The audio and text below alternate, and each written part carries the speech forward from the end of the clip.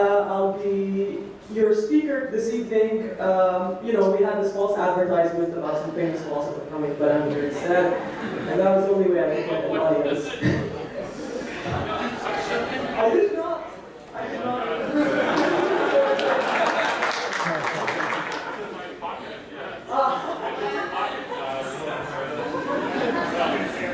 So now you know everything is stopped. We can go party. No, I really wanted to take this opportunity to thank the people who made this conference possible. First of all, I'd like to thank the Faculty of Arts and Sciences Dean's Office for funding this conference, especially with the support of the Dean, Nadia Sheikh. I'd like to also thank my co-organizers, Bryce Hubner, Greg Caruso, Gina, where are you? Gina Rini, Mark Alfano, who unfortunately will be arriving this evening, and Ellen Fridland, who unfortunately could not join us. They really did a lot of the work, and they were extremely helpful, and it was really fun working with them, so thank you. I'd like to also thank my department, who always at the last minute step in to save the day when I'm freaking out. So I'd like to especially thank the chair, Chris Johns, in the back, and Hans Muller, also in the back, and of course our administrative assistant, Samara Rawas, who, if you were a speaker, invited speaker, or a participant, she's probably contacted you to help you with stuff. So thank you so much. And finally, I'd like to thank all of our invited speakers, all of our participating speakers, and all of you for coming. The speaker for this evening is someone I don't think I need to introduce. So instead of giving you a list of his publications, which most of you are probably aware of, I'll tell you some facts about his relation to Lebanon. Dan actually spent a few years here when he was a child, and so he has an affinity, so he says, to Lebanon. And we were lucky enough to have him come twice. In the past, this is the third time, and the second time he taught a class in our department, and we were very lucky to have him. So we're hoping to have him again if he wants to come. And so help us beg him. Yes, welcome, Dennett.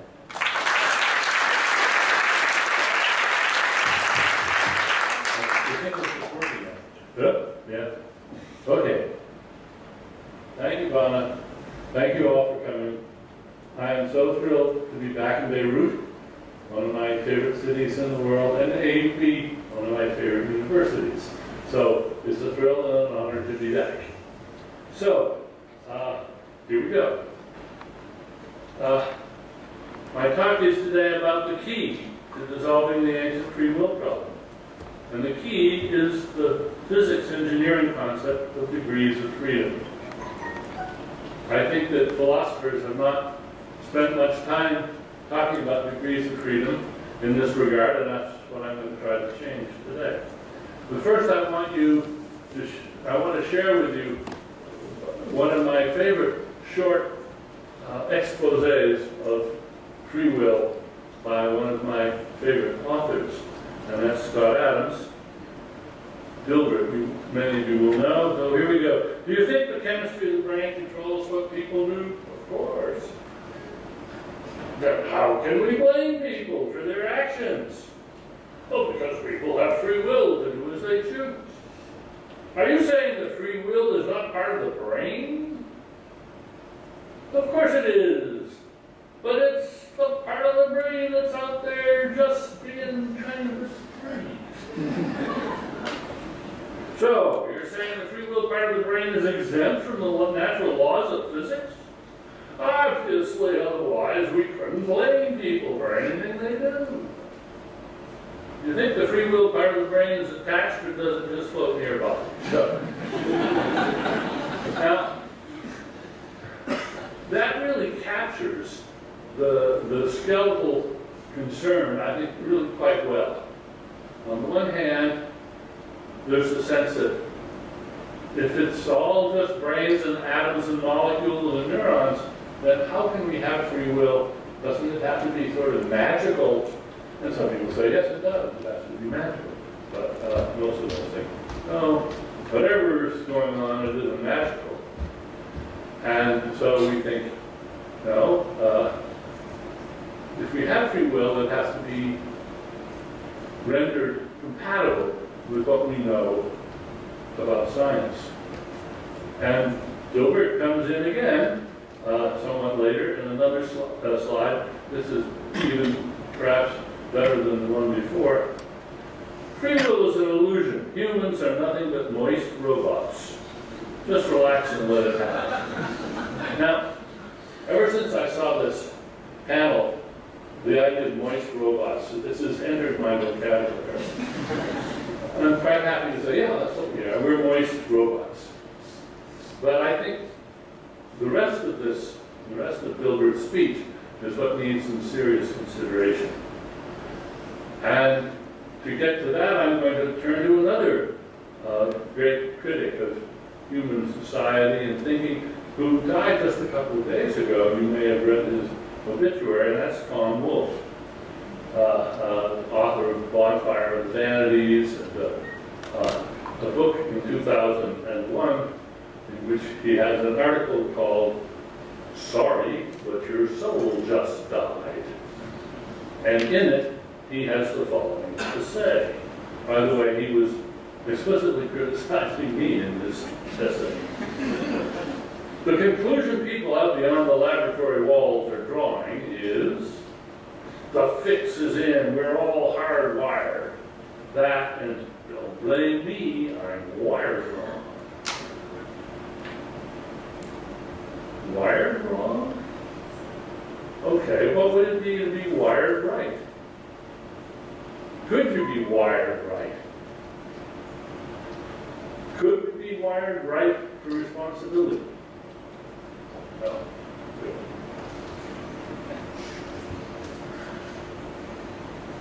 So, here's the question. What would it take for a moist robot to have moral responsibility? That's the question that I want to consider. I want to look again at that Dilbert. So I want to look at that last line. Just relax and let it happen. Really? Is that the conclusion we should be drawing today? You mean like the moist robot of Mar-a-Lago? Are we all not above the law but beneath the law? Because we're wired wrong? That's the conclusion that some people seem to be drawing. That we're going to have to scrap or completely revise our legal systems, for instance, because nobody's ever really morally responsible for anything. So the whole system of punishment and blame and holding people responsible is obsolete.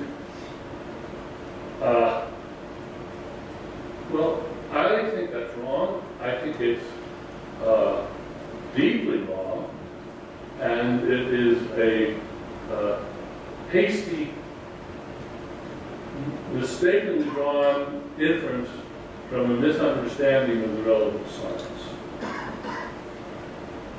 And I, for one, think that it's very important, and I think that most of us, if we reflect on some of the implications, would agree with it. I'm just going to draw your attention to one point. The word subpoena means under penalty. Do we want to live in a world without penalties? Do we want to just abandon the constraints of the law, which include, if you're going to have laws that are enforced, include penalties. Some people are very down on penalties, trying to do everything without penalties. And I submit that this is not yet a well thought out alternative to the system of law and order, if you will, that we now have. Our current system, let me hasten to say, is deeply, especially in the United States, deeply flawed, much very serious injustice, much cruelty, much indefensible cruelty, and a lot of indefensible suffering. But still, I would not recommend throwing out the legal system and deciding that nobody is ever morally responsible for anything. That is a rash and catastrophic conclusion to draw. So I want to suggest that we can talk about free will as moral competence. If free will is moral competence, then it's an artifact of society, like money. It's something that doesn't exist in nature, but only in society. Hobbes said that the state of nature, where life was nasty, brutish, and short, was amoral. I think he was right. There's no morality. There's some bits of proto-morality, if you listen to Franz Laval and others. There's some good-natured behavior among some of our relatives in the animal world, but there's no morality. Morality is fundamentally a social artifact. It's an extremely useful social construction. Now, it's not the only extremely useful social construction. Money, for instance, is another one. And there's a term that I am trying to encourage using in these regards, in spite of the fact that it has some negative connotations for many people. What these are user illusions. Now, the word illusion has a bad ring for most people. They want to know who the victim of the illusion is. No, not the victim, the beneficiary. User illusions, like the user illusion of your desktop with the click and drag icons, little sound effects, little tan folders to put things in. Those, you're not the victim of those, you're the beneficiary. They have been designed to make your life easier. You don't want to know the complexities of what are going on inside your smartphone or inside your computer. You want to have a reliable, robust, evocative, user-friendly, metaphorical representation of what matters to you, and that's what you get. And that is what you get in the world of free will too. So is free will an illusion? If it is, it's a user illusion, and it's a useful user illusion, and it is perfectly real. It's as real as the user illusion on your smartphone, and even more valuable. Now there's two options here. I could say with some people, well, free will doesn't exist. Or you could say, well, free will exists, but it just isn't what you think it is, or what you thought it was in the past. Now, I have maintained the second of these options. And I've had a number of frustrated campaigns in this regard in my career. For instance, I write a book where I say, consciousness is real, it just isn't what you think it is. And a lot of people hear, he says that consciousness isn't real. Or I say, beliefs are real, they're real patterns, they just aren't what you think they are. And they hear, Dennett says belief talk is a useful fiction. Now, that's not a fiction. It's a very valuable way of thinking, of carving up the world, but don't make the mistake of thinking that it is real in the way electrons are real, or in the way that, for that matter, stones and tables are. The practical world that we live in, the practical world is the world that we live in, and scientists live there as well as lay people. It's a world that matters to us. If it's illusory, this is a benign user illusion, not something we should attempt to erase. I have one more cartoon which I recently saw, which now follows me wherever I go. Reality is an illusion created entirely within the human mind, but it's the only place where you can get a decent cup of coffee. Yeah. Yeah. That's, I think, basically right.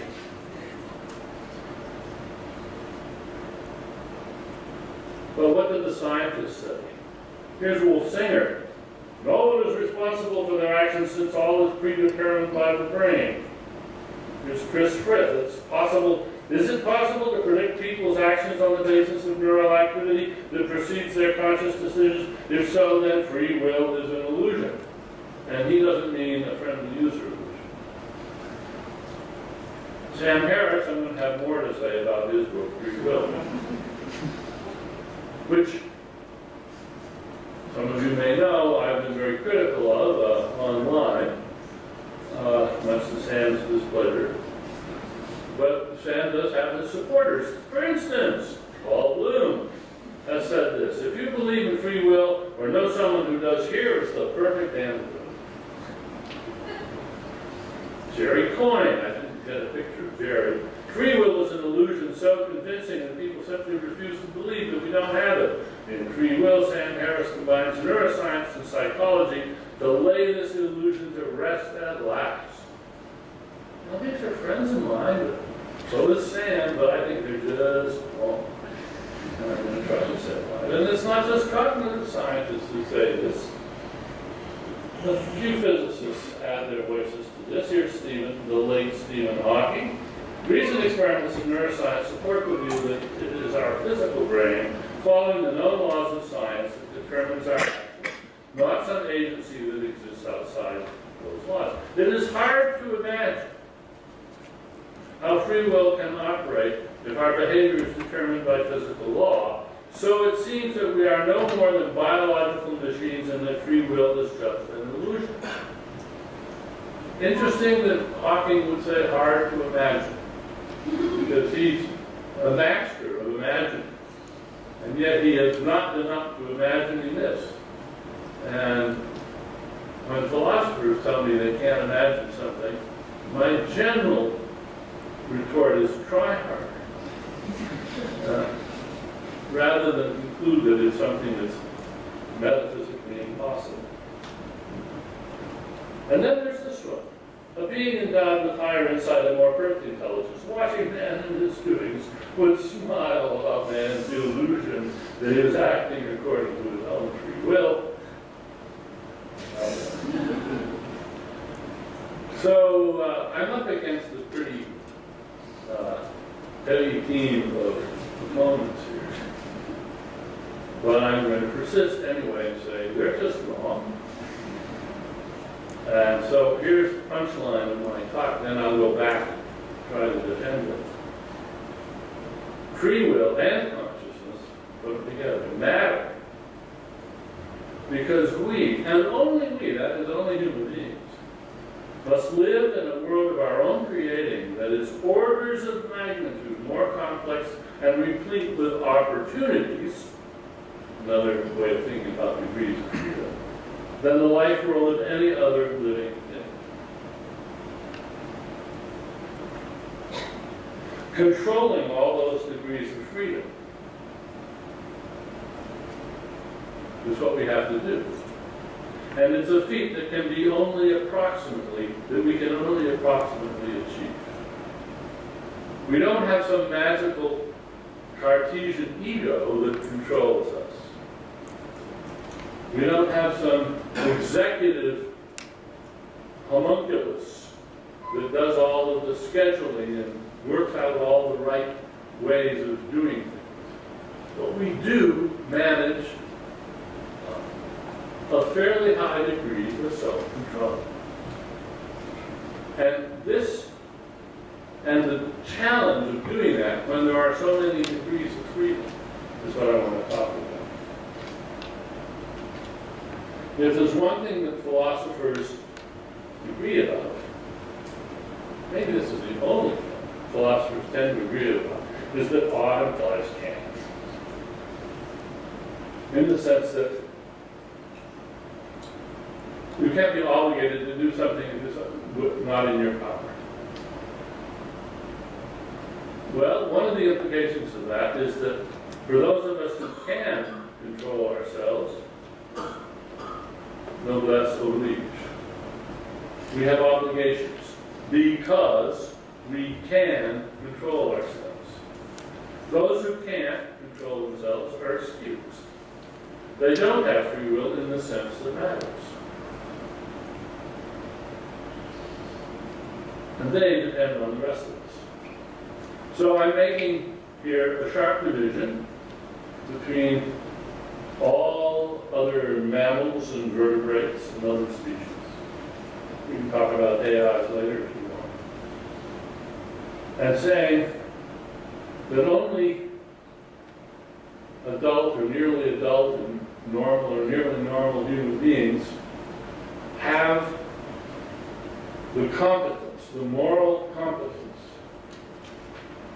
to control themselves in ways that give them obligations that then justify us holding them responsible for their own activities and taking their share of responsibility for making society work together.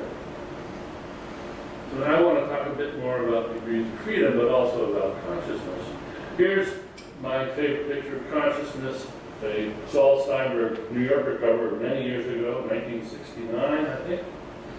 And in it, we see this man staring at a painting by Braque, and he identifies the painter, Braque, Barak, Poodle. And we have here a long stream of consciousness of this person. And it's all over the place. He's got colors and names, and it's sort of fun to look down and see what sort of Humean associations he makes along the way. You learn quite a lot about this guy's mind as you go down the list. And for me, the problem of consciousness, the scientific problem of consciousness is this. If that's a very good metaphorical rendition of his consciousness, and it is deeply metaphorical, there's no little bubble over your head or no little balloon or cloud over your head, and it's not all, this is just a metaphorical rendering of what's going on between his ears. If this is the metaphorical truth about what it's like to be him, what's the literal truth? What's going on between his ears?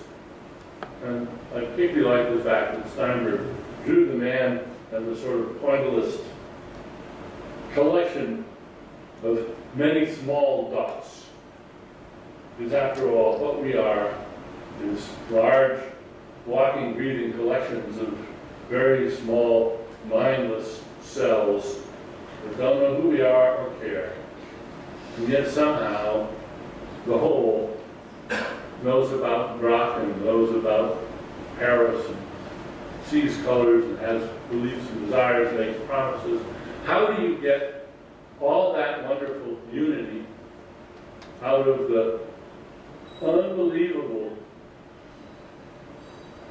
activity of several trillion semi-independent living cells and an even greater number of viruses, for instance? But I'm going to play a little different role for this picture this time. So this is a snapshot of this fellow looking at this painting in this museum at noon, let's say. Man walks out of the room now and have him walk back in and look at the Braque again. Is he going to see just this? No. It'll be different. Maybe some of the same elements will recur, but it'll be largely different. And if he turns around and turns back to the painting, it'll be different the third time. And if he walks out again and comes back the next day, it'll be different. In fact, it'll be different every time he looks at it. That is a fact about human consciousness that is almost systematically obscured in the scientific study of consciousness for a very good reason. When you do science, you try to screen out all of those differences so that you can get commonalities that you can study. What can happen when somebody looks at the Braque? The truth is almost anything can happen. Or, as J.T. Ismail says, persons are dynamical wildcards. I've just finished reading a wonderful book, How Physics Makes Us Free, by J.T. Ismail, a philosopher in Arizona. By the way, Donna, she is an A.B. person too. That is, her parents are academics, and they used to spend their summers in Beirut, and so she has many happy memories. I haven't met her. I just sent her some email, a fan letter about her book. Said, I'm going to talk about you in Beirut. She said, oh, Beirut. One of her favorite places, so you might want to put her on the list. This is the best book I've read in philosophy for a long time. I said that even with some of my friends in this room who've written very good books recently.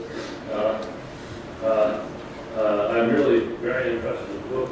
And in it, she has quite a lot to say about degrees of freedom and about their role in physics and in fields like artificial intelligence and engineering. So what's the idea of a degree of freedom? Well, you all know it. This is a nice little diagram just showing the degrees of freedom of, say, a simple drone, where you might have you might have one of these controllers, and you've got to keep the drone airborne. You want to control up and down, and north, south, east, west, back and forth, and then you have yaw, you have pitch. So you've got there 1, 2, 3, 4, 1, 2, 3, 4, 5, 6 degrees of freedom in that diagram. So that's what you got to control.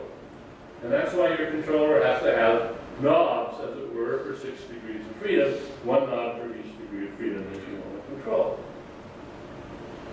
Okay? How many degrees of freedom does a toaster have? Well, it's got longer and shorter, on and off. That's pretty much it. The temperature, I don't know if there's any that have hotter. They just have hot or not, but they have 1 minute or 2 minutes. So the toaster is pretty simple, has a few degrees of freedom. An automobile has a few more. The drone has what it has. And wherever you have a degree of freedom, the issue comes up of how you're going to control it. And that's what your remote controller is for. It's for controlling degrees of freedom of something that has n degrees of freedom. How many degrees of freedom do you have? Millions. Millions and millions of degrees of freedom. At any moment, you can think about anything. And in fact, sometimes your mind wanders and you're not controlling your thoughts. You're just letting them go wherever they go. And at other times, you manage to find the capacity and exercise it to control the train of thought. Finish this homework assignment. Solve this word problem. Do this exercise.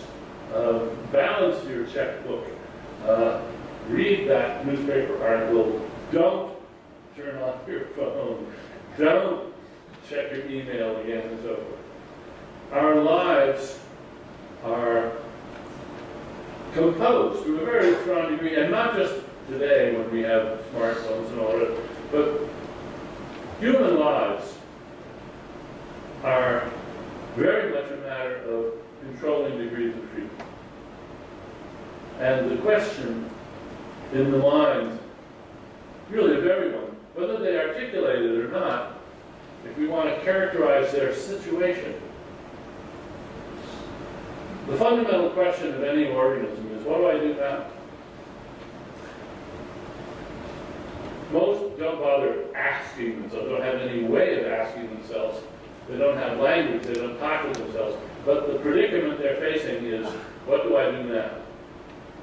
And for us, it also means, what do I think? What do I think about now? In fact, I recently was introduced to a wonderful line of Piaget's, now improved by the British psychologist Guy Claxton, which is becoming a motto. Right? Intelligence is knowing what to do when you don't know what to do. Think about it. If you don't know what to do because nobody's told you what to do, or because your genes haven't told you what to do in an instinct, and your reinforcement learning doesn't tell you what to do, if you're in a novel situation and you don't know what to do, What should I do? Well, if you're intelligent, you think about what you should do, and that's what you should do. You should think about what to do, and that thinking is doing. That's what you should do now. And so if you know what to do when you don't know what to do, you involve yourself in a recursive self-examination of your circumstance and your situation, and how to put yourself into a better situation by thinking ahead, by looking into the future and using what you do know to guide your thinking about what you have to do something. This is one of the main topics in Ismail's book, the way in which agents can become self-governed. I got ahead of myself a little bit. Just more on degrees of freedom. A flip-flop, the basic unit in the computer, a flip-flop, it's got 1 degree of freedom, on and off. And every program is simply a way of controlling all the degrees of freedom that you've got in the system. That's what it is. So the control of degrees of freedom, as I say, is always an issue. And Ismail gives us a very nice distinction between self-organizing systems and self-governing systems. There are a lot of self-organizing systems, like termite colonies and ant colonies, schools of fish, and many, many others, large parts of your own body, your immune system.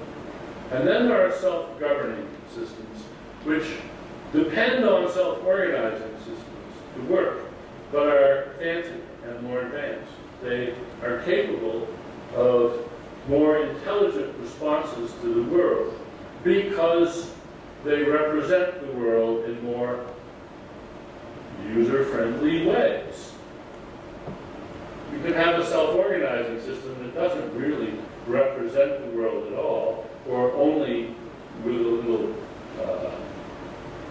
license, poetic license, we can say, that the ant is representing, or the pheromones that the ant leaves on its trail is representing a path that it can follow. Yeah, that's a representation of sorts, and you can get self-organizing systems that make use of information. That's as good as the definition of a self-organizing system. Is a system that persists, fends off the second law of thermodynamics by turning noise into information. A self-governing system does that in spades and is a higher form of agency. And it is instantiated by armies and corporations, other human institutions, and by us, people. We are self-governing systems. And that's our attack. As I said, though, when we face the world, almost anything can happen. That is both our strength and our weakness. It's our strength because it makes us, you might say, hyper-versatile. We can think about anything. It also makes us extraordinarily difficult to control by any controller. Now, if you want to do science of consciousness, you have to clamp the mind in order to do science.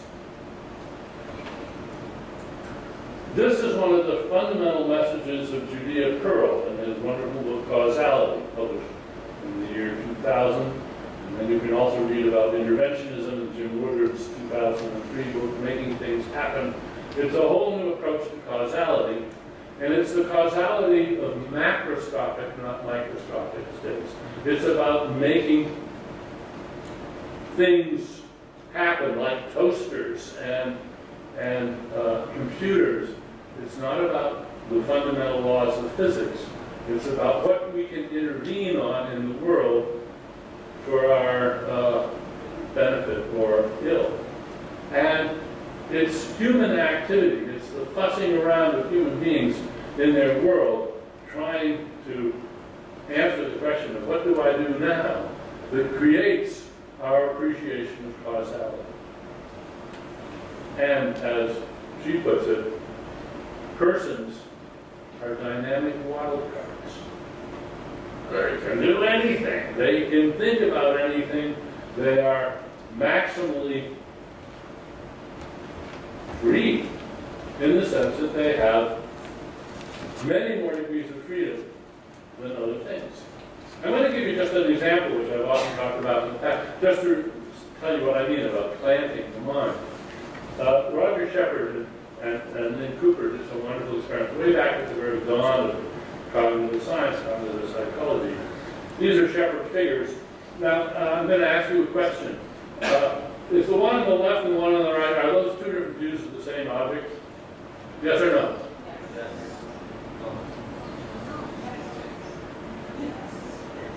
A little more time. I want you to get it wrong. Yes. How did you do it? You rotated it in your mind's eye. Did you rotate the one on the left or the one on the right? But you notice you have answers to these questions. But of course, these are just mental images. And Roger Shepard, brilliant idea, he set out to measure the angular velocity of rotation of mental images. Come on, that's crazy. No, it isn't, not at all. So what he did was, first of all, he asked subjects to perform the very task that I just gave you informally. You're going to see a pair of these figures. They'll be different every time. As soon as you see it, as soon as you can, after you see it, I want you to press the yes button or the no button. So you give people a little bit of practice and they set them going. That's it. That's the task. But notice how nicely clamped the mind is. You're motivated to put other things out of your mind, to concentrate on this task, to let your mind do a particular thing as soon as you see a particular stimulus, and then he gets a response out of that he can measure. This is how you do science. You have independent variables and you have a dependent variable, and you manipulate the independent variables and predict things about the dependent variables. Right? That's science. But you've got to clamp the system. And what we tend to forget when we're studying consciousness is that all the good research on consciousness, all of it, involves very heavily clamped subjects. Simply warding off as best we can as many degrees of freedom as possible. And in effect, what you're trying to do is to get your subjects to create in their minds a little virtual machine that'll just run on this task until you say that's enough, and thank you, you finish the experiment. And you go to all sorts of trouble to make sure they don't have competing motivations.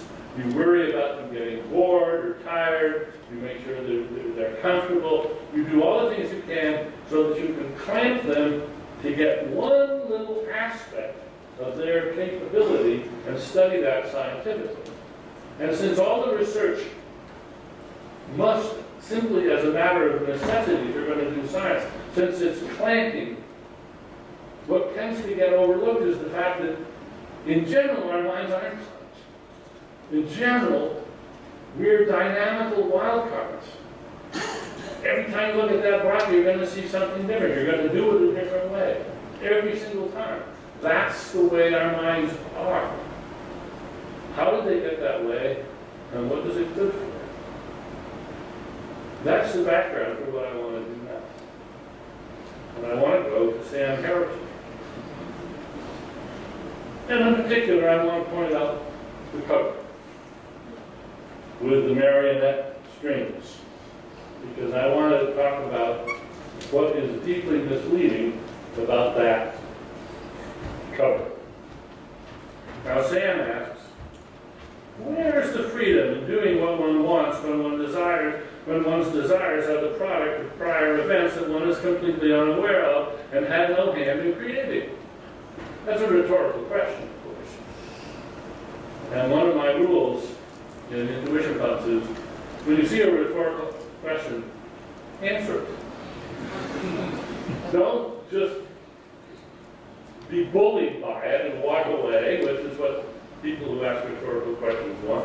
Try to answer it. So we're going to try to answer the question. Where is the freedom in doing what one wants when one's desires of the product of prior events that one is completely unaware of and had no hand to create?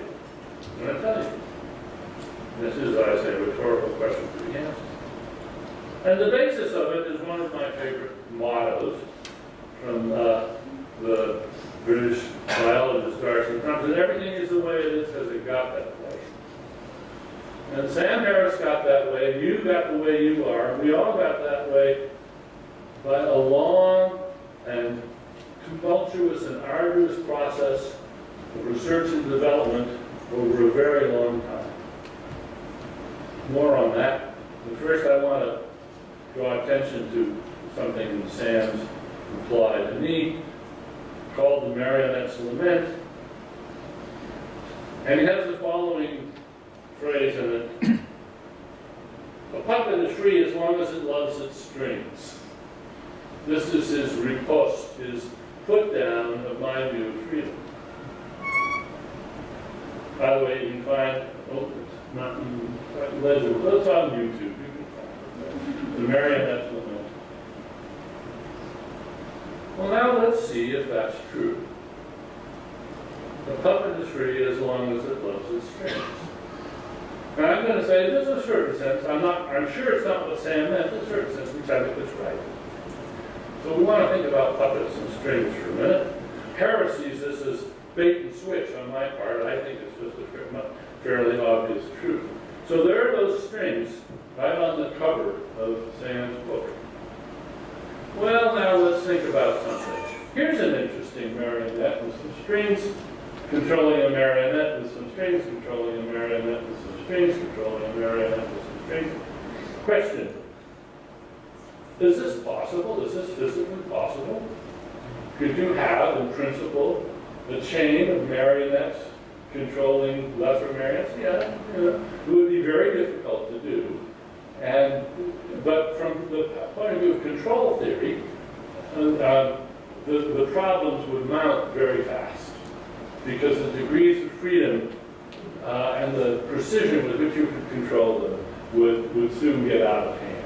This is creating not a perpetual motion machine, but something which would be extraordinarily difficult to implement in the world. But possible. How about this one? I love this cartoon by Warren Miller in the New Yorker in 1963. And this has become my trademark on television. I'm going to be using this again and again and again. Because I think this cartoon says a great deal about this puppet conversation. Is this one possible? Is it possible to be an auto puppet?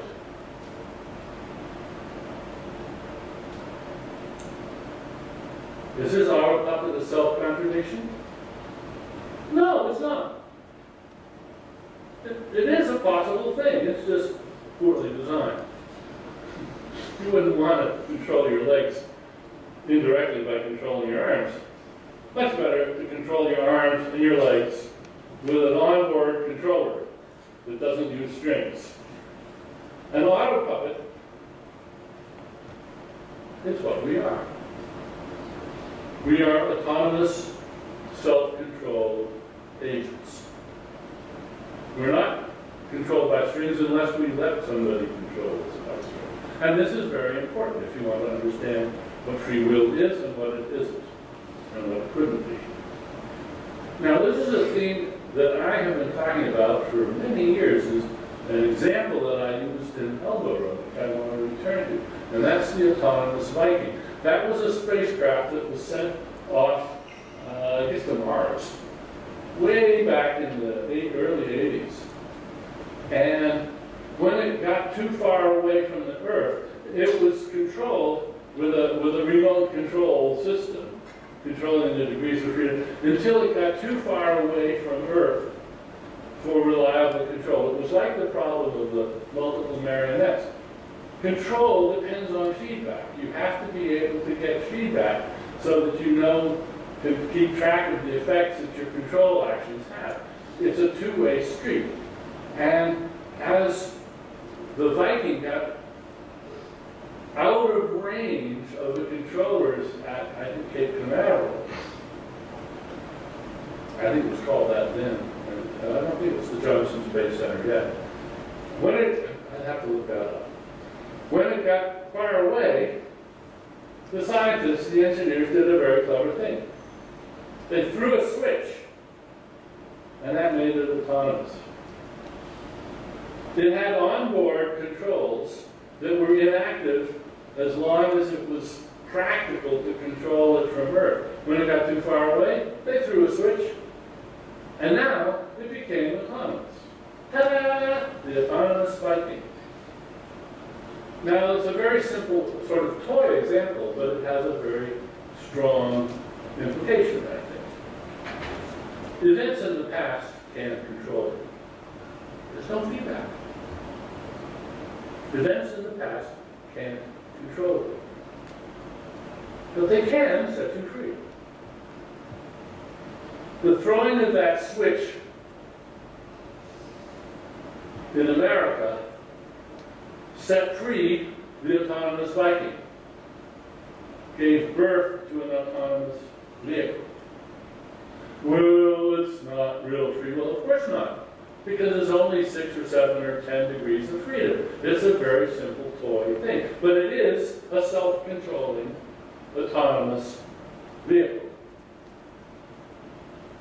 It had been controlled by something else, another controller. And at a certain point, that control was cut off, and it took over itself. I have a drone with a remote controller, and I can turn the remote controller off and watch as the drone crashes into trees or into the water or slams into the ground. It's caused to do what it does no matter what it does. But it's controlled only if I or somebody has got the controller and is controlling it. Otherwise, it is out of control, but still subject to causation and so forth. Now, if you want to control something, the last thing you want is indeterminism. You want determinism as much as you can get. Because you don't want to introduce, in effect, random lightning bolts and other things which are going to interfere with control. You want the system to be as controlled as it can be by the information raining in on it that it uses to guide its own behavior. You want the world to tell it truth about the world it's in, so that it can use that truth to figure out what to do next, and then it has the power to do that in real time. And that's what control and control theory is all about. It has nothing to do with indeterminism. It has to do with control and self-control. And in the case of the Viking or of my drone, we're still talking toy problems. 6, 10 degrees of freedom, something like that.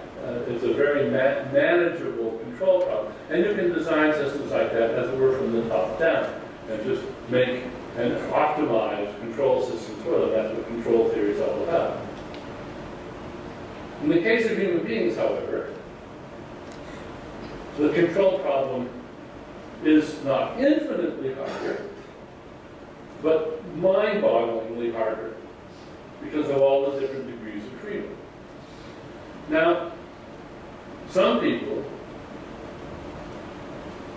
let's say, are hugely deficient in the number of degrees of freedom they have in their mind.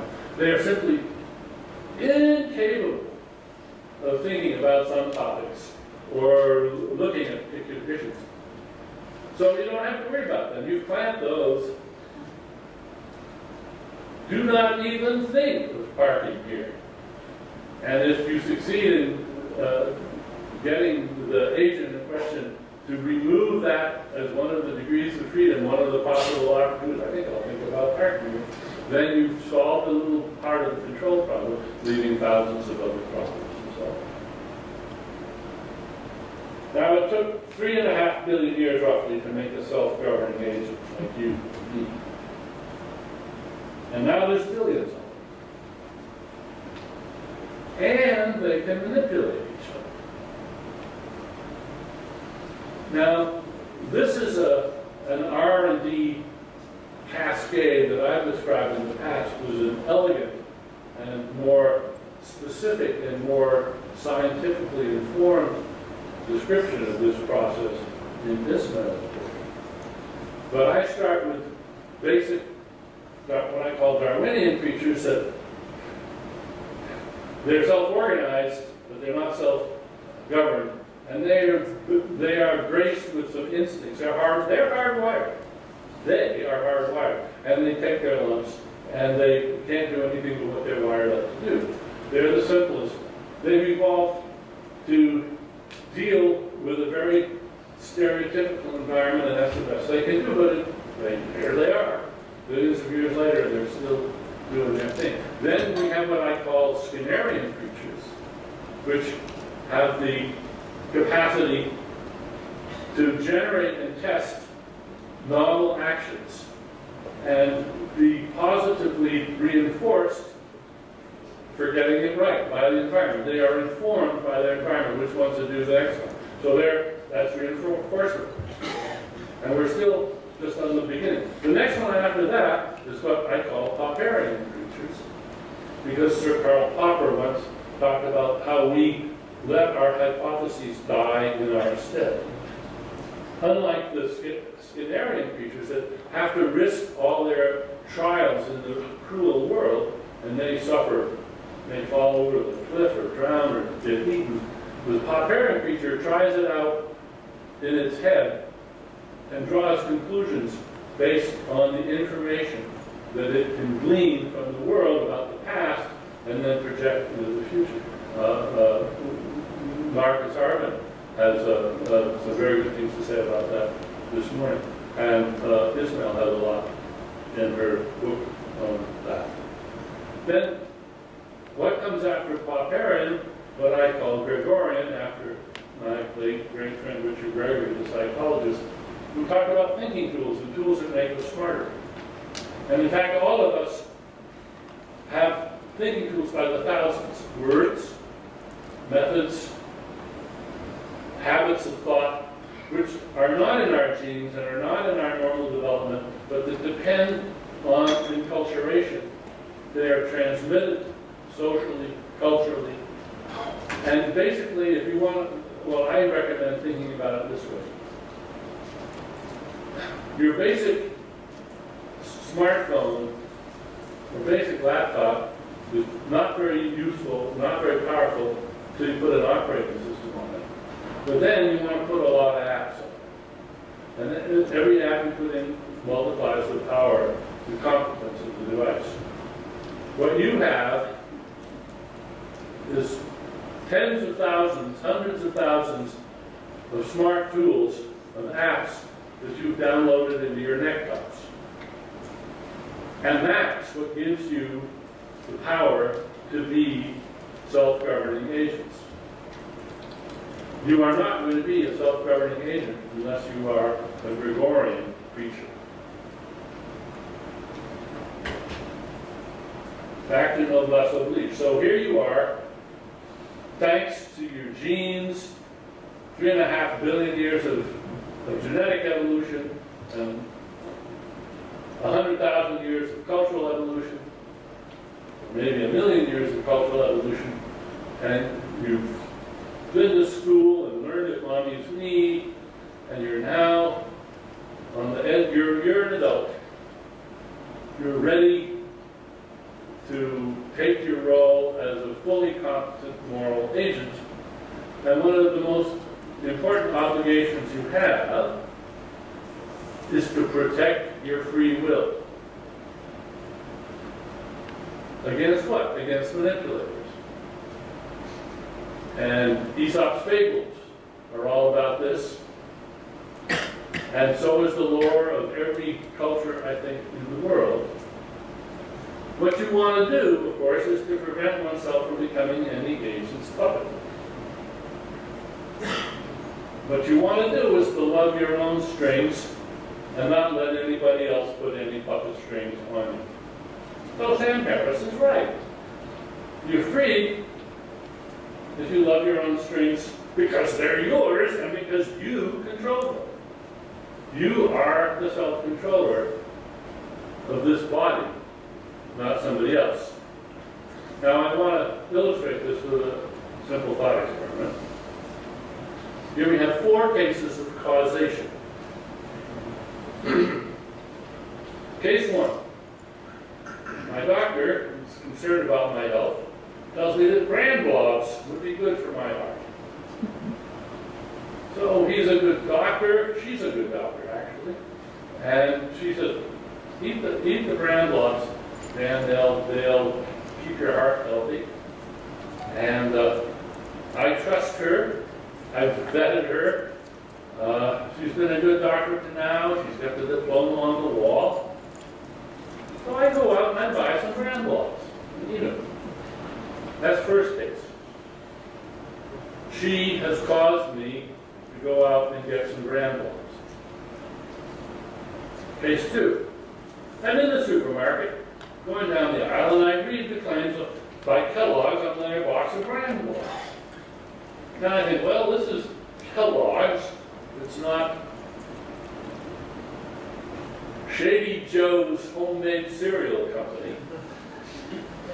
Kellogg's has a reputation to protect. I'm going to read the fine print on the box, and there's all of this about what the healthy virtues of bran blobs are, and I reason about how if they put this on all the boxes, they'd be risking a terrible liability judgment if this was false advertising.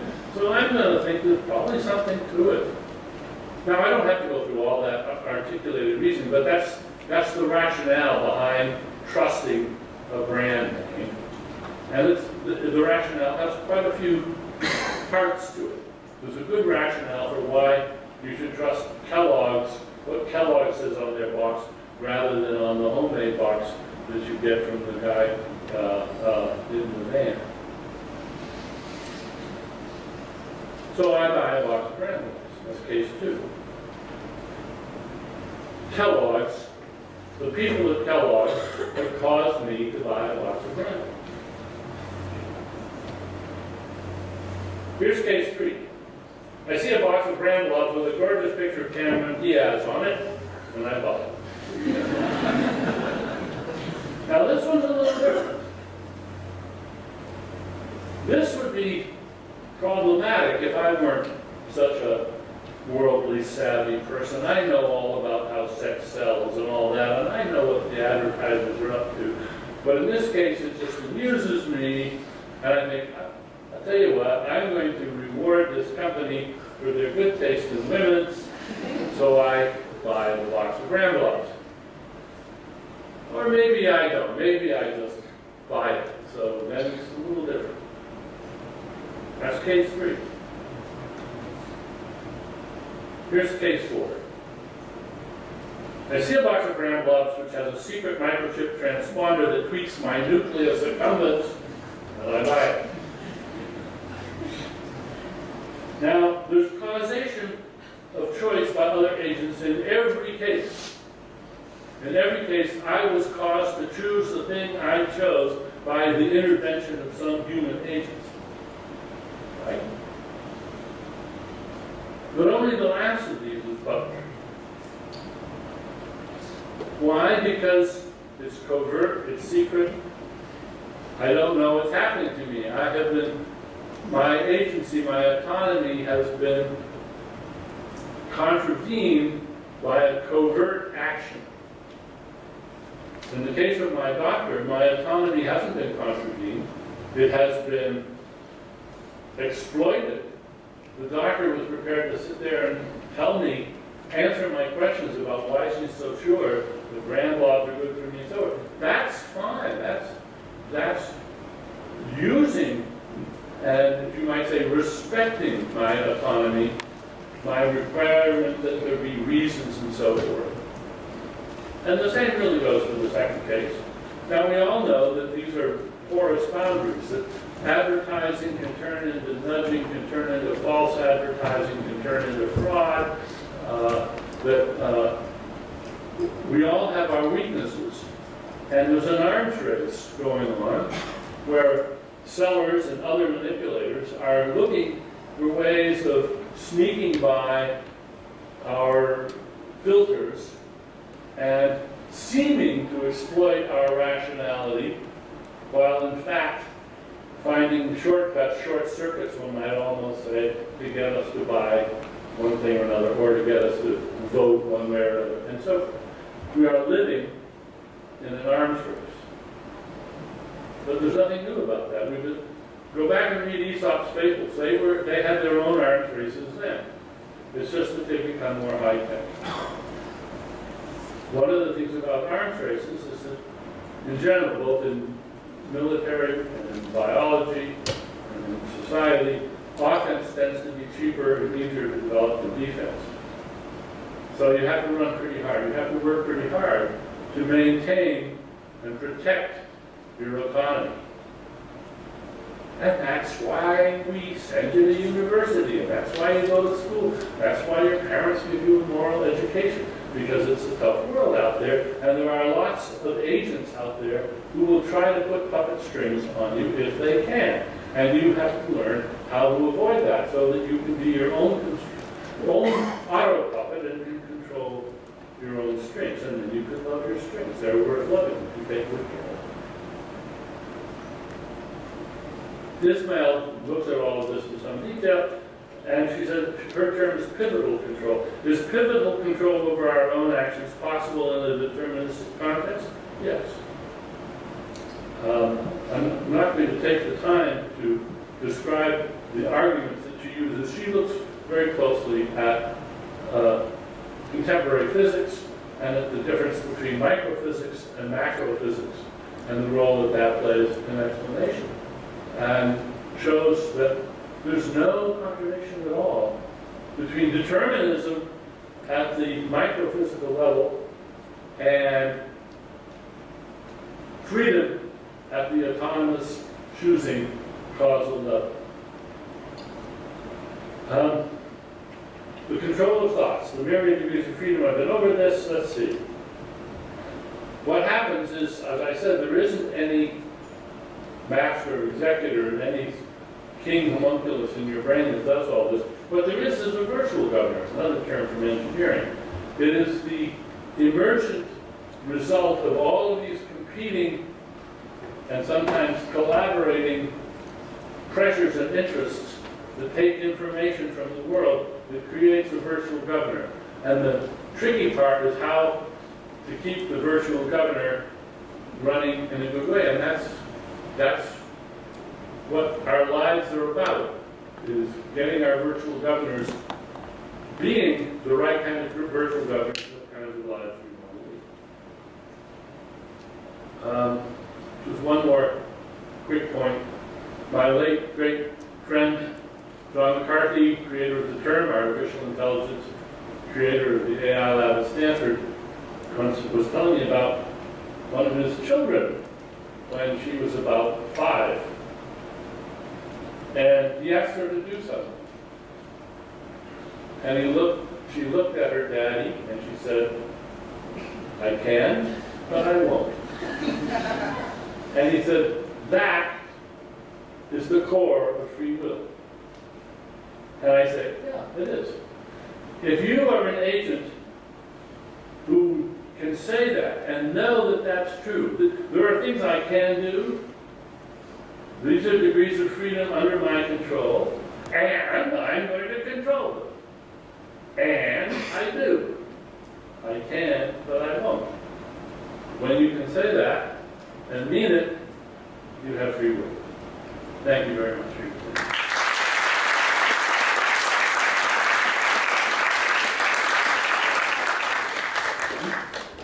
Yeah, sure.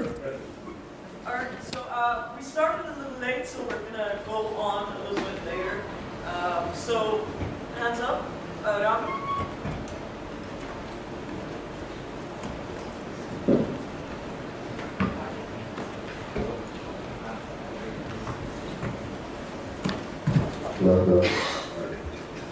Thank you for the next talk. I just wanted to ask you a question about, I mean, yes, if you start talking about in terms of control, but then my whole question the whole time was, how are you able to control, at least I think this is what the hard determinist is going to ask, how are you able to control yourself?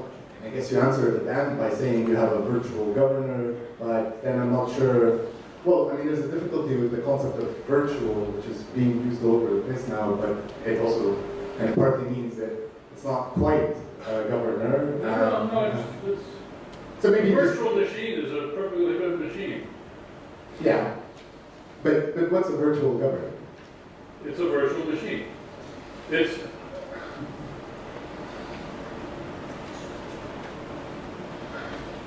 a virtual machine in computers is a software system which tracks, let's say, or perfectly mimics in some cases, the behavior of a possible hardware machine. That's the way it started out. And in fact, computers used to be, still are to some degree, if you want to design a new computer, a new hardware computer, a new Intel chip or something, what you do is you make a virtual chip inside an existing computer.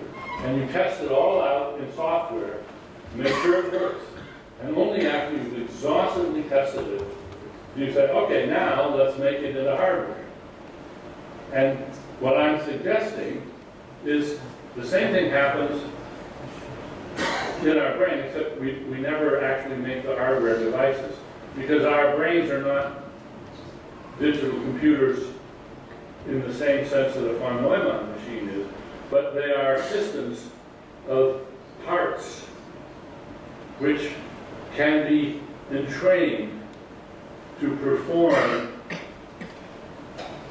cascades of actions that can be composed into control systems, among other things.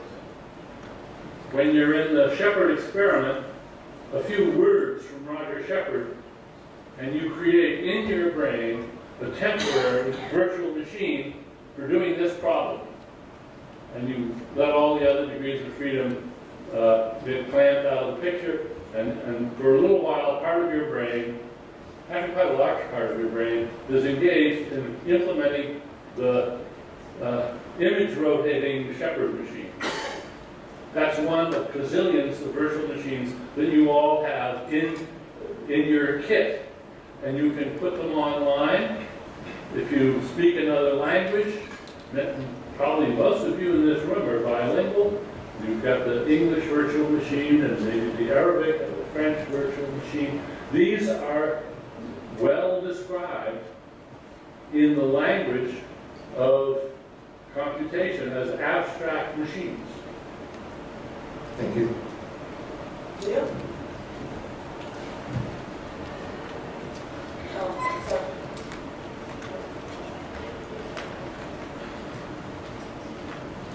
Thank you. I'd like to ask a question about the motivation of the talk.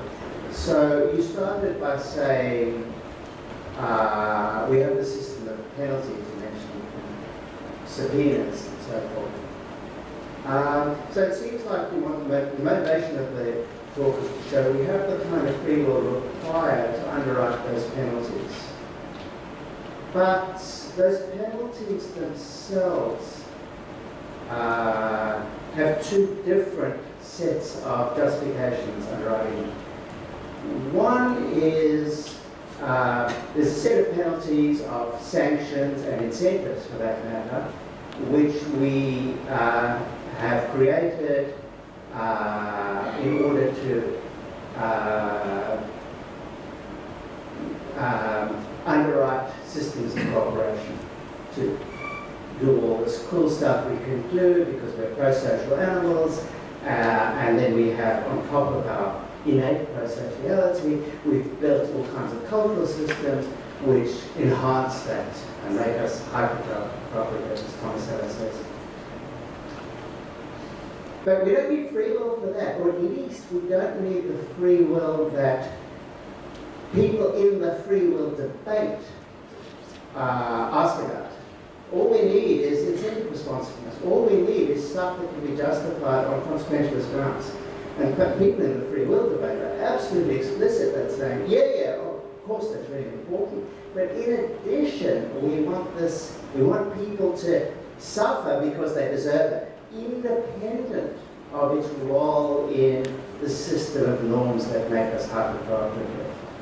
And now, I don't mind at all, in fact, I'm quite tempted by your view, that is to say, look at all this cool stuff we can do, look at all this degrees of freedom, look at all this incredible reasons responsiveness, so much greater than any other organism. Let's call that free will. I'm very happy to do that, and I think it's a very attractive picture you paint. But it doesn't give us what the people in the free will debate want. Now, do you think, are you just saying they can't have what they want, or are you saying they can have what they want, and this reasons responsiveness gives us? Yes, this is, where's all this buzz coming from? This is very much Sam Harris's position too. He says, this is not Dennett's bait and switch. He's going to give me everything I say, but he says, that's not what people mean by free will. And I think now we get into an issue of who gets to say what people mean by free will. I have an account that says, look, this is the concept of free will that does all the work. When I sit down to sign the new mortgage and the notary public says, are you signing this document of your own free will? I say yes. And I mean, yes, in my sense, and everybody else, I think, who signs it means it in that sense. And it's a very useful question to ask because it wants to know, are you somebody's puppet? Are you disabled? Are you no longer morally competent? And if the answer to all those questions is, are you properly informed? If the answer to all those questions is the right way, then you say, yes, I'm signing this of my own free will, my own informed free will. You sign it. So this is the notion that should be doing all the work. The other notions, the notions having to do with libertarian free will and agent causation and all that, those are philosophical fantasies that have nothing to do with the success of society. They don't play, some people may think they play a role in undergirding the law, but I think it's a little bit like thinking, we have to go back on the gold standard, because without gold, money has no value. I think that's an archaic position now that nobody holds, and I think that the fantasies about libertarian free will are just based on outmoded physics.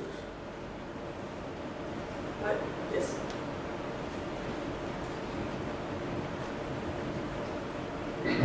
Thanks again for the talk. The issue of free will has always been interesting to me.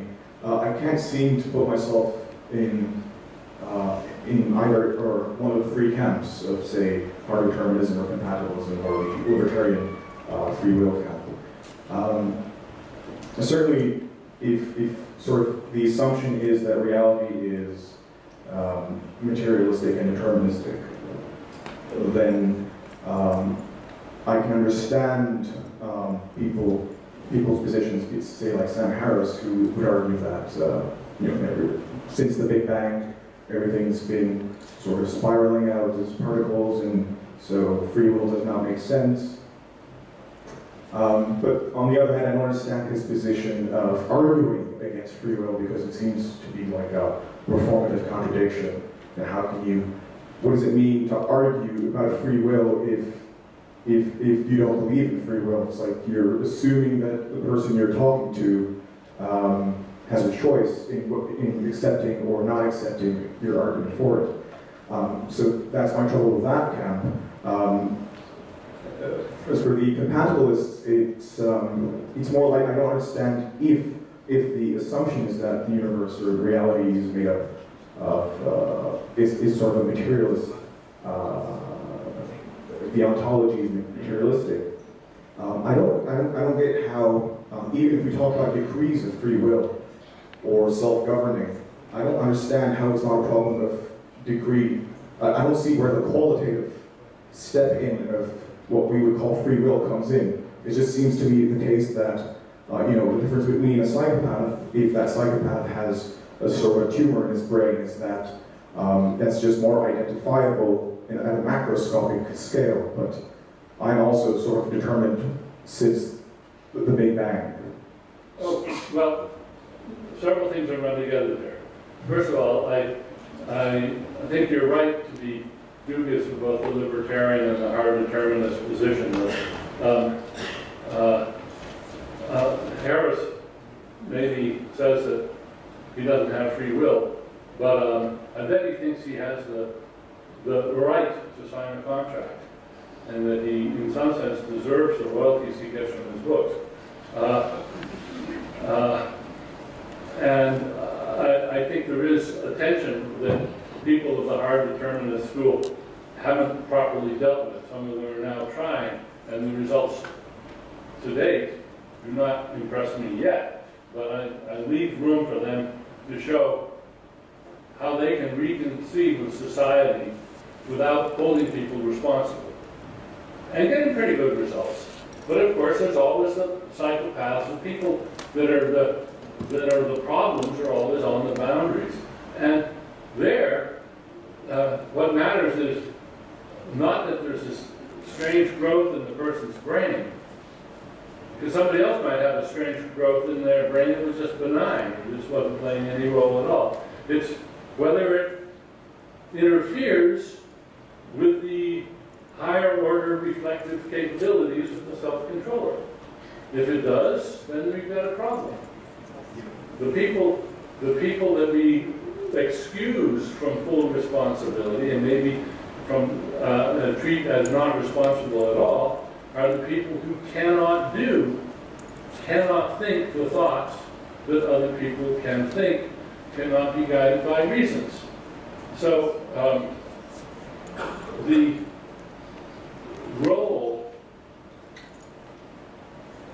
that is, I think one of the reasons people are attracted or I think bamboozled by the traditional ideas of free will is they think if it's all just atoms in the void, if it's all just microphysics, then one part of the universe has no powers that other parts don't have. It's all just part, just turn the Laplacian crank and out comes the future. But that's not the way physicists think. And in fact, one of the virtues of Ismail's book is her articulation, the clearest I've ever seen, of how some parts of the universe, in a deterministic universe, some parts are open systems and some are closed systems. And there's a huge difference from the point of view of physics in how these systems behave and how they persist. And it's just a mistake to think of self-organizing and self-governing systems as just more clumps of matter being caused to do this and that. And the big difference is really, in a way, illustrated by my 4 cases of causation. In every case, I was caused by the ground laws. In the last case, it didn't matter. In effect, it was like having a brain tumor. Somebody was reaching in and causing something in my brain without informing me.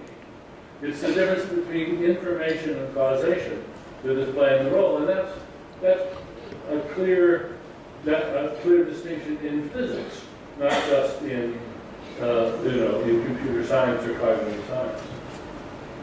So I think, okay, enough on that. Greg,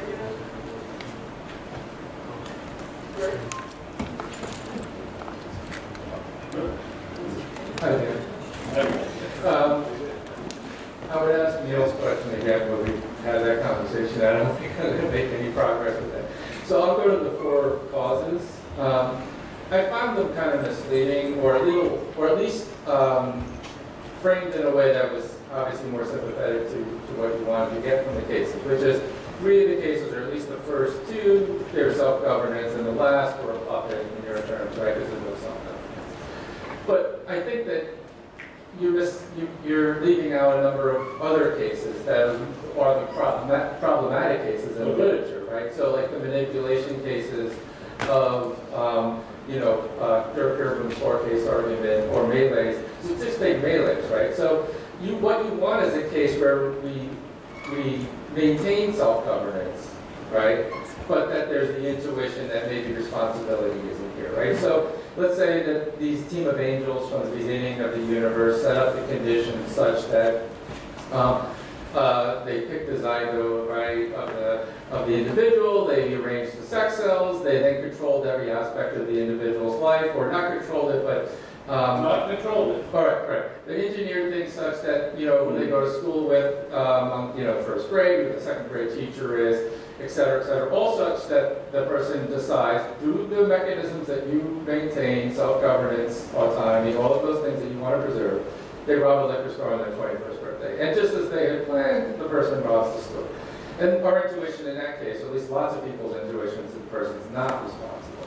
And then you take away the agent, and you say, well, in the normal determinism case, it's exactly the same. You don't choose who you go to first grade with, you don't choose, the self-formation or any of the constitutive luck features or who your second grade teacher is.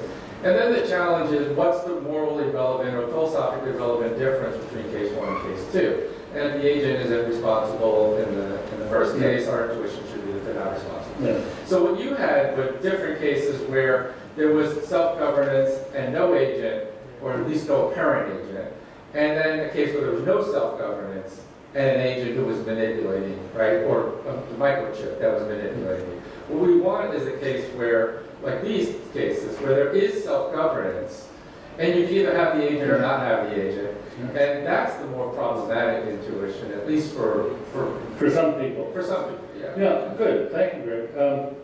The thing is, it's not an accident that the story you tell has to be basically supernatural. That you've got to. Well, you don't need it. Well, no, it really does. I mean, you can't. And I have my piece in Darwin's Wait, Where Am I? Looks at that, where an agent creates a robot that writes a play. And the question is, did the robot write the play or did the agent write the play? And there's several different, you can turn the knobs on that thought experiment.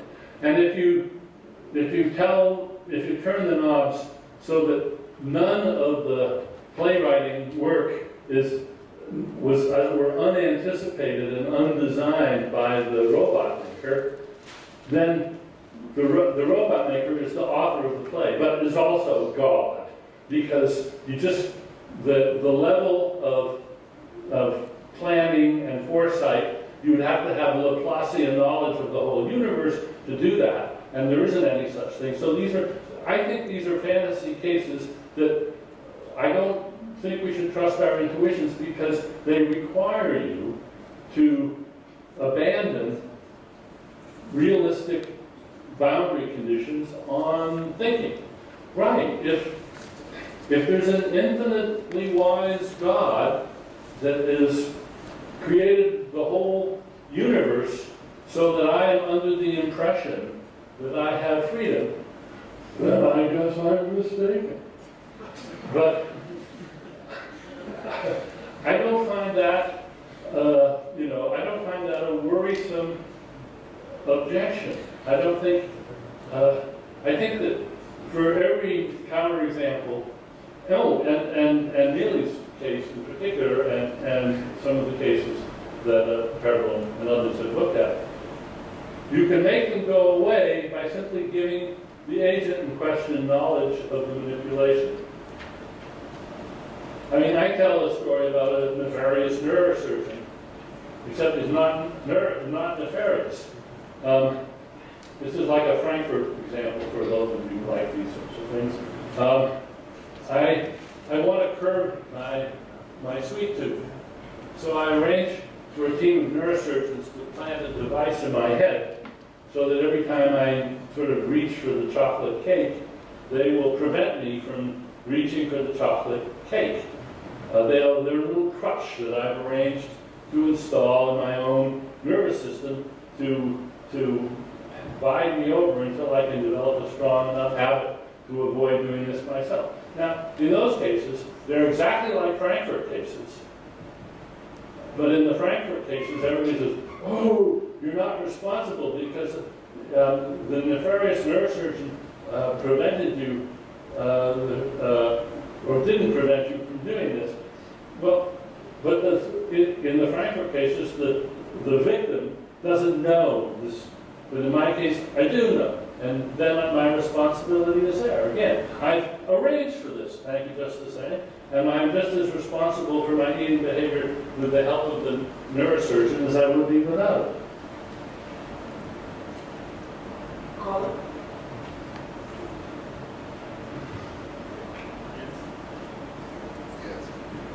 Yes. Yes, thank you. This somewhat relates to the previous question.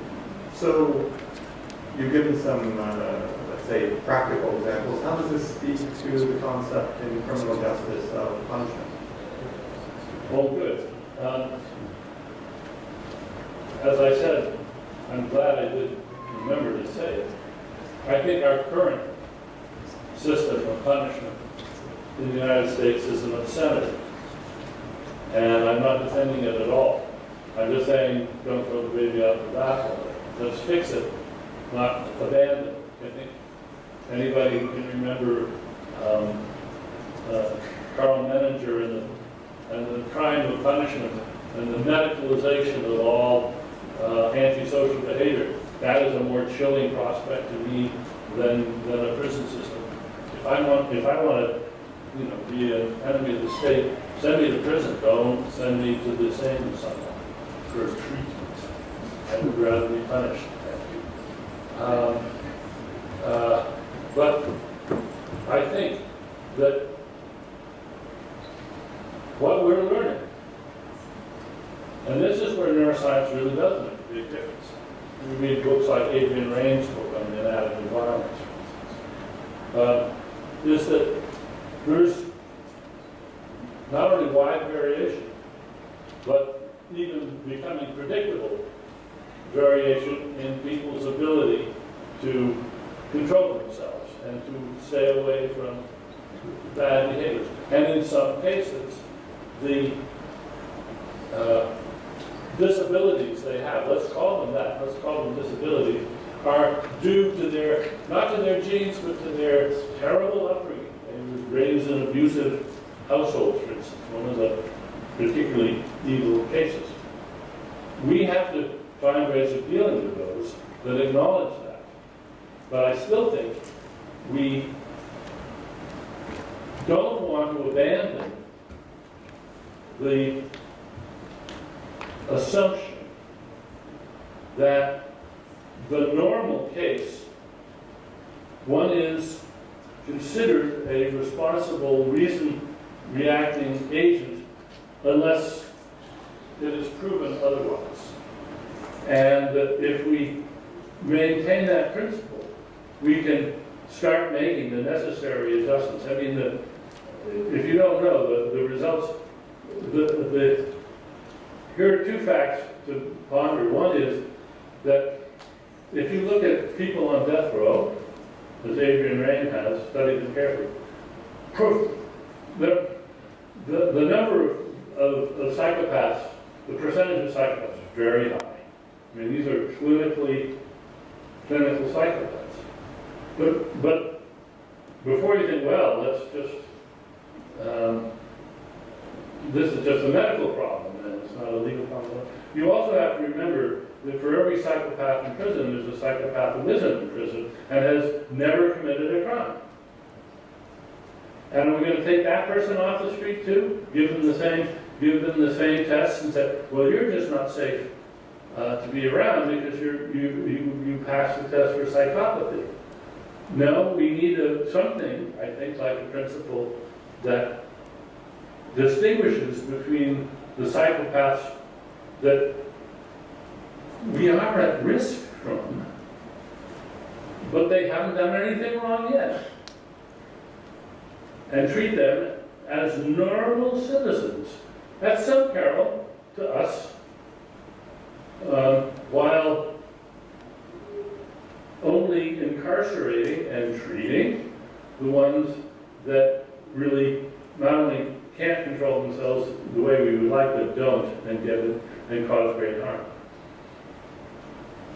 All right, actually, we have a lot of questions. We have 7 questions, so I'm going to take them in batches. And I'll answer quickly. Yeah, so I'll take them in a batch first of 3 and then 4. So Jason? Great. Thank you for the very interesting talk, Jason Cruz. My question's about manipulation. And I guess I hope it's not too oddball of a question, but the question is, what's so bad about manipulation? Why is it that in cases of manipulation I share this clear intuition that if we know that we're being manipulated, we don't think we're acting freely anymore. But why is it that just knowing that there's some intelligent being on the other end who is arranging our experiences in a particular way to bring us to have a particular belief or to perform a particular action leads us to think that we're not acting freely? But when it's just dumb, random luck that leads us to have a series of experiences that bring us to perform a certain action or have some kind of belief, we don't worry about not being free anymore. What makes the manipulation, what makes it so bad? What makes manipulation so bad that makes us think that when we're manipulated, we're not free anymore?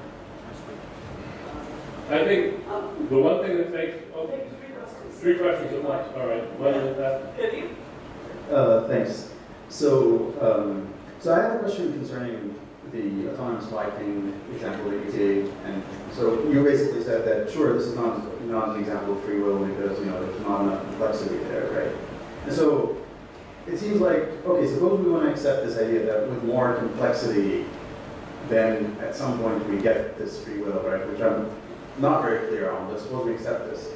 I mean, who do we want to give free will, or who do we want to attribute free will to? Only human beings? That seems to be arbitrary, right? Because the justification for free will there, or moral responsibility, specifically targeted, the justification for moral responsibility isn't that we need to be just members of the community, but rather that we have this capacity to govern ourselves, right?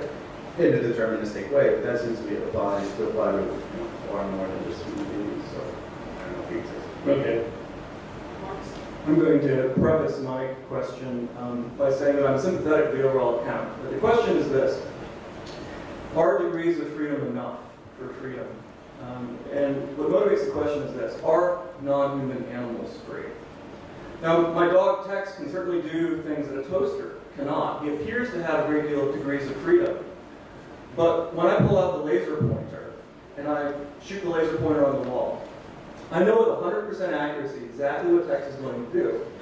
I know what my cat's going to do too, and apparently I've seen videos of this. You can do the laser pointer trick with just about any animal on Earth. You can do it with snakes, you can do it with spiders, you can do it with birds, you can do it with non-human primates. They all chase the laser printer to no end. They don't appear to be free. They don't appear to have any real degree of freedom. Their degree of freedom is an illusion.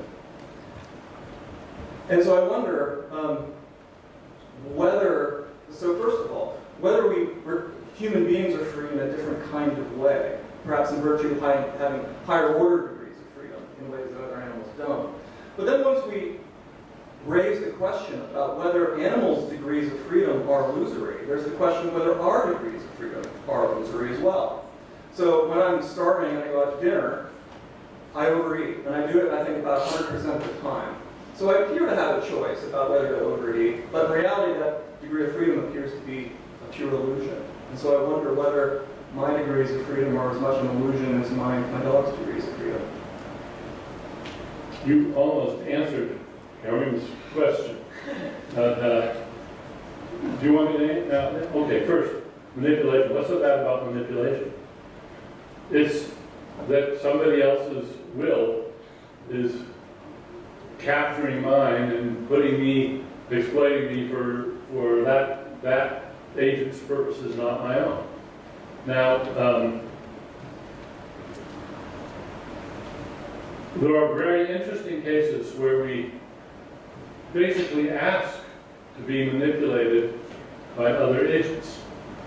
But when we do that, unless we're in a bad way, we almost always have some reserve clause of when we're going to opt out.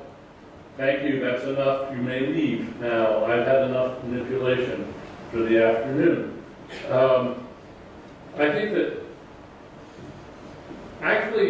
the answer to your question is, oddly enough, Sam Harris's jibe. You're free if you love your strings. You don't love somebody else's strings. You protect your own autonomy, and that's one of your obligations as a moral agent, is to protect your own autonomy. This raises problems in life, particularly when we look at family and nepotism and things like that. If anybody has any interesting ideas about that, I'd like to discuss them. Enough on that point then. The point about animals, I think it is right that we attribute more freedom to animals than they have. But the laser pointer is a nice way of exhibiting, of showing a failure of reflexivity in the animals. And we're none of us angels, we're none of us perfect cognitive agents, and there's probably some very sophisticated thing which somebody could do to me and get a whole bunch of other people watching and say, oh, look at him, he's completely trapped in this laser pointer game. I'm not saying that that's impossible, but I'm saying it's harder. And it's not 10% harder or 20% harder, it's like 100 times harder with us because of our cultivated reflexivity, which we don't have to live with all the time, but we have it ready to run when we need it. Running it too much is a bad thing. It's one thought too many, as Bernard Williams would say. But it's facts about that complexity that are morally relevant. And it's because we have the capacity to think ahead and imagine the outcomes of various courses of action that it makes sense to hold us responsible. And it doesn't make sense to hold any other species responsible morally for that very reason. Now, moral patience is something else. We can certainly treat others as deserving gentleness and care and non-exploitation without at the same time holding them morally responsible. But back in the Middle Ages, they put pigs on trial, and Nick Humphreys resurrected that wonderful book on animal trials in Europe. There were quite a lot of animal trials in the famous book about it. We don't do that anymore, and I think we know why.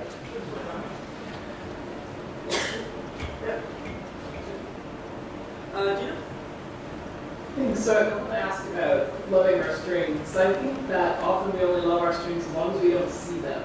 Once we start to understand causal origins or causal feedback mechanisms to regulate what we do, we find that alienating. And you sort of glancingly acknowledged it already, but I want to really push on it. So just a very quick case to work with. Suppose I go to an outdoor cafe for dinner, and I think I've sat in a particular place for a particular reason. Maybe it's got to do with you or near people I like. But actually what's going on is it's a chilly evening and there's a heat lamp over where I'm sitting.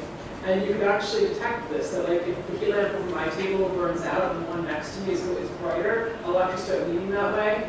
But I don't know that's why I'm doing it. Now if you tell me that's why I did all of that, it's going to bug me to a certain extent. I thought I had reasons for what I did, but actually I was just responding to an animal drive towards heat. Maybe now we might say reflectively, I can say, okay, I reflectively endorse finding heat in the environment, so it's okay. But now take it one step further, I'm in a social feedback mechanism. If I've been raised in a Spartan society where it took pride in enduring cold, then I wouldn't seek out the heat lamp. I react differently because I've been conditioned to avoid this kind of creature comforts. But the fact that I've been conditioned into a society where it's okay to lean into comfort allows me causally to do this. Now I see that about myself. Now I'm worried about that reaction, a reflective reaction. We just keep peeling the onion back layer after layer when more reflective stuff still looks like it's part of a causal feedback network. So what I'm wondering is, do you have any grounds for resisting the claim that our perception of degrees of freedom is just a matter of causal ignorance? That's a hard one. But I'm going to give you another hard one as well. So, Jihad? Yes, thank you. When I read the term degrees of freedom in your title, I thought this is one more philosopher using physical metaphors for their own purpose. I didn't realize that you're actually appealing to degrees of freedom and their physical significance and your argument for free will. And when I was hearing your lecture, I couldn't help but connect your concern with free will in relationship to emergent phenomena in the context of significantly complex system to the conundrum that has bothered us physicists, which is the arrow of time and the emergence of irreversibility in the context of perfectly irreversible laws. Is this something that you relate to also thinking about free will, or is this something I'm imposing on your exercise? Let's start. Yes. I'll answer them in reverse order. Thank you. Perfect question. And the answer is yes, I've been thinking about the arrow of time and reversibility precisely because Ismail has a long and brilliant chapter on that very issue and about where our sense of the openness of the future and the closedness of the past is. She takes a lot of the traditional things that have been said by both philosophers and physicists and she reconstitutes them on a different basis.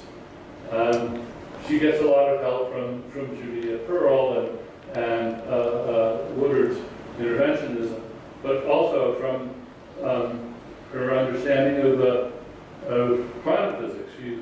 She's a student of David Albert's and Boston Frossen, and she knows what she's talking about in physics.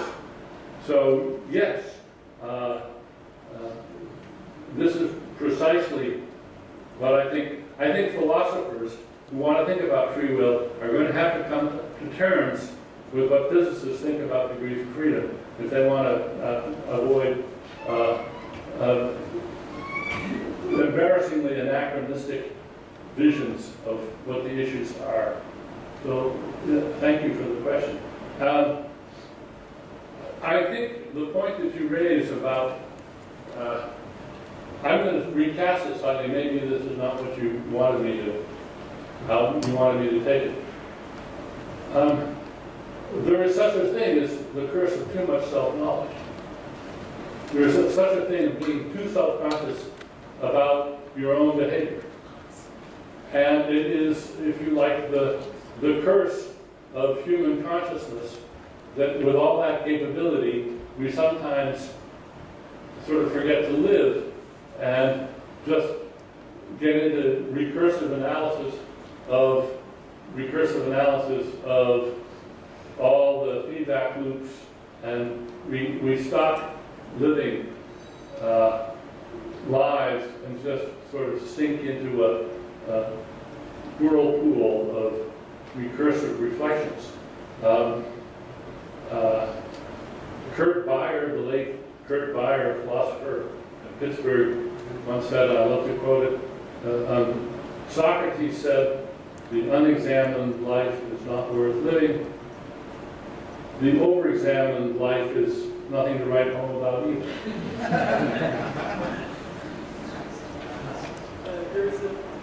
Yes. I feel that the subtext of your talk is basically that there is the traditional conception of freedom where it's binary, either you have to or you don't, and it's based on an updated model of physics.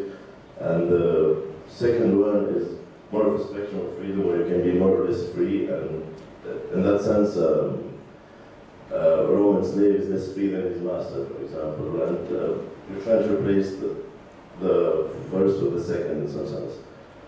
And the problem is that I don't think that you can settle the question of the second kind of freedom or existential freedom until you settle the question of metaphysical freedom. which is binary.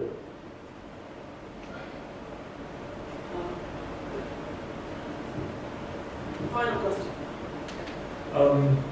So you gave the notion that somewhat we have an infinite or a very large number of degrees of freedom, but I think this number can be reduced if we take it as a ratio comparing each other, and so in psychiatry, like in DSM-5, lots of disorders are already defined. We know how they influence people. Can we move your lecture to give it a more practical level by somehow figuring out a nuanced way of determining punishments for people depending on their cultural and psychosocial and psychiatric profiles? I'm not sure we would want to do that, but yes, let me see if I can restate both questions. I'll start with the metaphysical freedom first. I guess I just am not convinced that there is a metaphysical problem of freedom that should be settled first. When people tell me about what they think the metaphysical problem of freedom is, it always seems to me that they embed that within some assumptions about causation and the past, which I think are debatable, and they're probably wrong. And that I'm not sure there is a metaphysical problem of freedom. Although, if enough philosophers think there is, then of course there is, for them, a metaphysical problem. But I myself am simply skeptical that there's any I guess a good, fairly neutral way of putting it is, I'm skeptical that there is a well-formed and well-grounded question that deserves an answer regarding metaphysical freedom. I think the way to get clear about free will is to look at the empirical issues, look at all the things that are impediments in the real everyday manifest image world to our freedom, and see why they're impediments and how they can be removed, and how we have learned to cope with them, and how, whether we're right to distinguish the states of the world, the everyday world, into states where we have a lot of freedom, political freedom, social freedom, and states where we don't. I think that's, we should get clear about that first, and then see if there's still a leftover metaphysical problem with freedom. Maybe there is. As to using our science, I think your question is about whether we should use our science to find better ways of adjusting the control apparatus of our fellow citizens' brains, ways that are not as crude as putting them in jail. And I think the answer to that is yes. And I think we should. But at the same time, I think we should be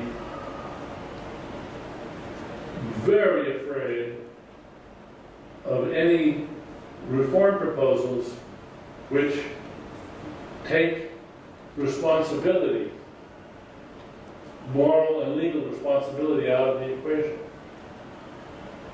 When I talk to people who think we should do that, I have a toy problem. We were talking about this last night, which I want them to solve the toy problem first.